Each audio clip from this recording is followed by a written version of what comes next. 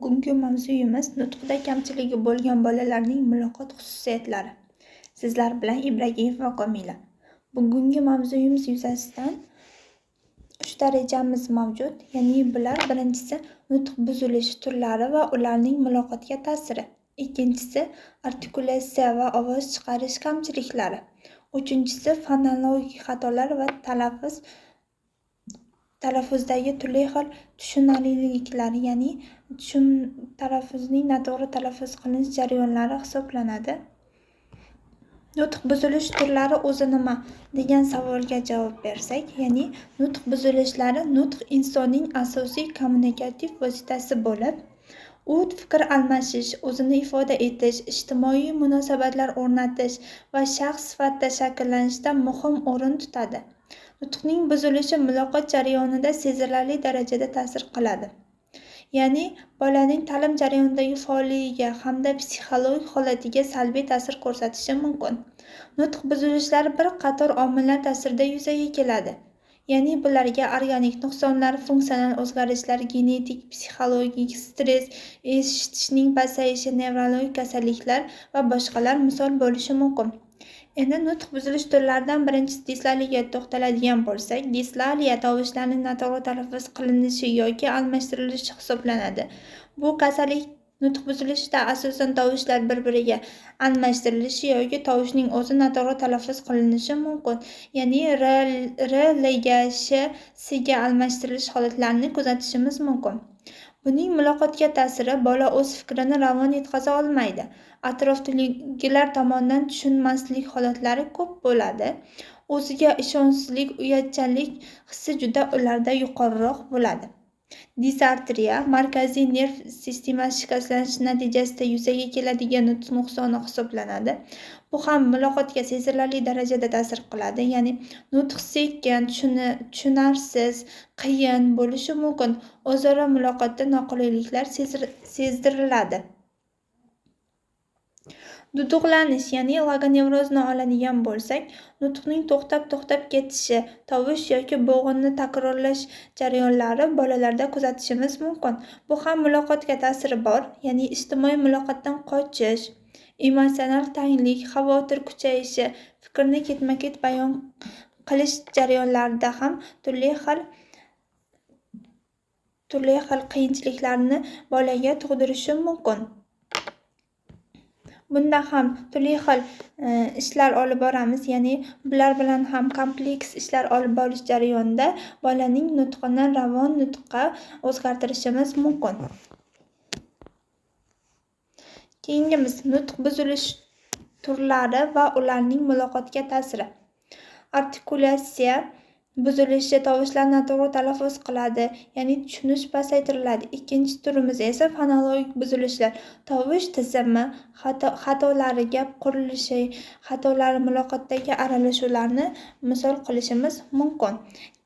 Ovoz va fonetsion buzilishlar. Ovoz sifatini yomon, eshitish va anglash qiyinlashadi. Keyingimizga o'tadigan bo'lsak, ya'ni bunda artikulatsiya va ovoz chiqarish kamchiliklari nutq tovushlarini to'g'ri hosil qila olmaslik, tovushlarni almashtirish, yo'qotish yoki qo'shimcha tovushlar bilan namoyon bo'ladi. Motor nutq buzilishlari, ya'ni motor nutq buzilishlari artikulatsiya qobiliyatini pasaytiradi. Ovoz sifati xirillash, nafasli, burunli yoki sust holatda bo'lishi mumkin, ya'ni kuzatishimiz mumkin.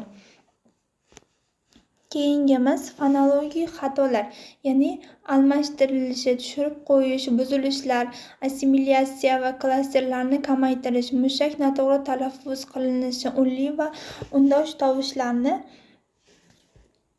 almashtirilishi, ya'ni ulardan noto'g'ri foydalanish jarayonlarini ham misol qilishimiz mumkin. Keyingimiz esa lug'at boyligi va leksik rivojlanishdagi qiyinchiliklar. Lug'at boyligi va leksik rivojlanishdagi kamchiliklar nutqida kam so'zlar, noaniq ma'nolar, sinonim va antonimlarni yaxshi o'zlashtirmaslik bilan namoyon bo'ladi.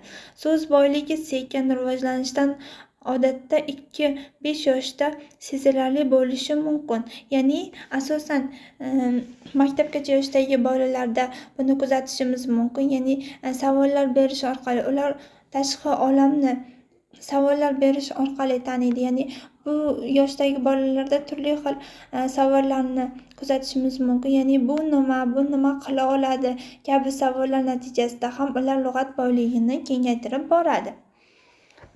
Bolalar o'z so'z topa olmasliklari, ya'ni turli xil tarmoqlar zaifligi, so'zlarni noto'g'ri ishlatishlar natijasida ham bu muloqot ko'nikmalari yaxshi rivojlanmasliklari mumkin. Keyingimiz esa sintaksis va gap tuzilishdagi qiyinchiliklar. Sintaksis va gap tuzishdagi qiyinchiliklar nutqida kamchiligi bo'lgan bolalarda sodda gaplarni cheklanadi. Bo'lish so'zlar va bog'lovchilardan kunlik foydalanadi. So'z tartibi xatoliklar ko'p uchraydi. Kompleks gaplar tuza olmasliklarini bularda kuzatishimiz mumkin.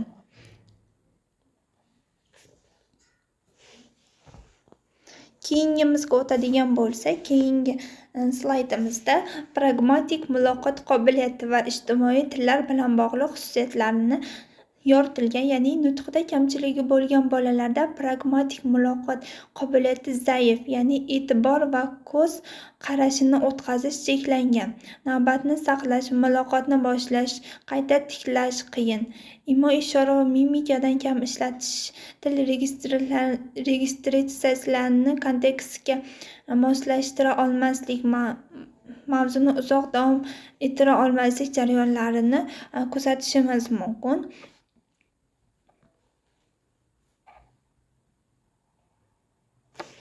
Keyingi slaydimizda esa bolalarda tillarni takrorlash, sekin nutq va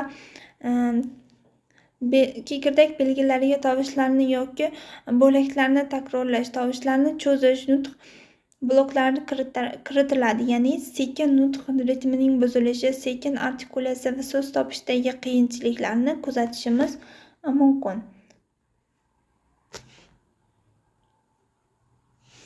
Keyingi slaydimizda yoritilgan mavzumiz nutqni tushunish va ma'no ajratishdagi muammolar, ya'ni lug'at cheklanganligi sababli so'z va iboralarni tushunishda qiyinchiliklar yuzaga keladi.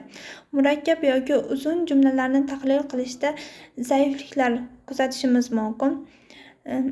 Og'zaki yo'llanmalarni va ko'p bosqichli buyruqlarni bajarishdagi turli xil xatolarni bunday bolalarni kuzatishimiz mumkin. Ishchi xotira cheklovlari tufayli ma'lumotni saqlash muammolari juda ham ko'p uchrashi mumkin.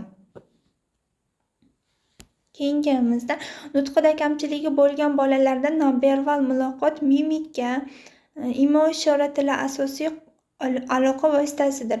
Mimika hissiyotlar va intonatsiyani osonroq yetkazadi. Shuning uchun ham ba'zi bir bolalarda ko'ramiz, suv ichish jarayonida ham suvga imo-ishora qilish jarayonlarini ko'rishimiz mumkin. Bular bilan muloqotni yaxshilash, ya'ni nutqni to'g'ri korreksiya qilish uchun ham bolaga birinchi o'sha so'zni aytishini buyurishimiz va o'sha so'zni aytgandan so'ng uning ehtiyojlarini qondirishimiz lozim hisoblanadi. Nutq anglashuvchanligi bolaning so'zlarni eshituvchining to'liq tushunishi darajasini bildiradi. Taqsimotga ta'sir etuvchi omillar artikulatsiya aniqlanmasligi, fonatsiyadagi turli xil buzilishlar, disartriya, temp, intonatsiya, fonologik respiratorlar natijasida so'z birikmalarini tuza olmaslik natijasida ham nutqida nuqsoni bo'lgan bolalarda bunday qiyinchiliklarni yuzaga kelishi mumkin. Biz bunday bolalarni korreksiya qilish jarayonida kompleks ravishda ish olib borishimiz lozim. Ya'ni birinchi o'rinda uning psixologiyasi bilan shug'ullanishimiz lozim. Ya'ni ba'zi bir bolalarga nutqida nuqsoni bo'lgan bolalarni korreksiya qilish jarayonida ularga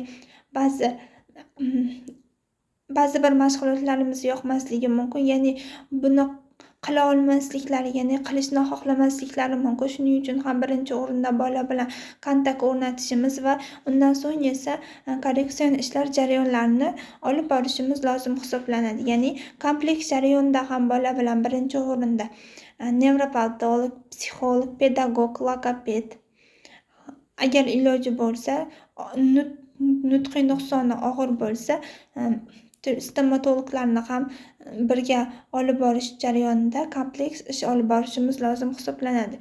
Nutqda nuqsoni bo'lgan bolalarda turli xil birinchi o'rinda ular bilan nafas mashqlari, artikulatsiya mashqlari va undan so'ng esa qaysi nutq nuqsoniga ega bo'lgan bolalarni aniqlab olamiz va o'sha nutq nuqsoni ustida korreksiya ishlari olib boramiz. Bunda bolalarga birdaniga korreksiya ishlari olib borilmaydi, ya'ni yengildan qiyinga qarab etapma-etap korreksiya ishlarini olib borishimiz lozim hisoblanadi. Ya'ni bunda ham bolaning ehtiyojlariga, ya'ni qiziqishlariga va uning ijtimoiy holatiga qarab korreksiya ishlarini olib boramiz. Birinchi masalan, eng yengil darajadagi dislaliya nutq buzilishlarini oladigan bo'lsak, dislaliyada birinchi nafas mashqlari, artikulatsiya mashqlari, undan so'ng esa bolaga qaysi tovushda kamchiligi bo'lsa, o'sha kamchilikni aniqlaymiz va unli tovushlarda, keyin undosh tovushlarda, bo'g'inlarda va keyin iboralarda uning nutqini mustahkamlab borishimiz mumkin. Undan so'ng esa masalan, biron bir nutq nuqsoniga ega bo'lgan bolalarda muloqot ko'nikmalari ham yaxshi rivojlanmagan bo'ladi. Ya'ni bola o'zidagi fobiyani yenga olmaydi va noto'g'ri gapirib qo'yaman degan fikrda u boshqalarga fikrini bayon eta olmaydi. Bayon eta olsa ham o'zining yaqin do'stiga gapirishi mumkin dars jarayonida. Undan tashqari boshqa bolalar bilan muloqot o'rnata olmaydi. Dars jarayonida ham o'qituvchi savol berish jarayonida boladagi savolga javobni ola olmasliklari mumkin. Ya'ni bolada qo'rquv, ya'ni bunda men noto'g'ri gapirib qo'yishim mumkin yoki bolalar meni ustimdan kulishi mumkin degan g'oyalar, ya'ni fikrlar unda yuqoriroq bo'ladi. Ham pedagogdan kuchli mahorat talab qilinadi. Ya'ni bola bilan turli xil kontakt o'rnatgan holda boladagi muammolarni bartaraf etish va bolani ijtimoiy muhitga, ya'ni muloqot vositasi yordamida ijtimoiy muhitga qo'shishni talab etishimiz mumkin. Bu jarayonda ham biz ular bilan kompleks ishlar olib boramiz. Ya'ni pedagog, logoped, psixolog hamkorlikda bolani muloqotga qo'shishlari mumkin. Bu jarayonlarda ham nafaqat boladan, ota-onadan ham kuchli talab qo'yiladi. Ya'ni defektolog, logoped, psixolog, pedagog dars jarayonida bola bilan 2 soat shug'ullansa, u qolgan vaqtini ota-ona bilan o'tkazadi. Ota-onadan ham o'sha mashg'ulotlarni shug'ullanish talab etiladi. Kompleks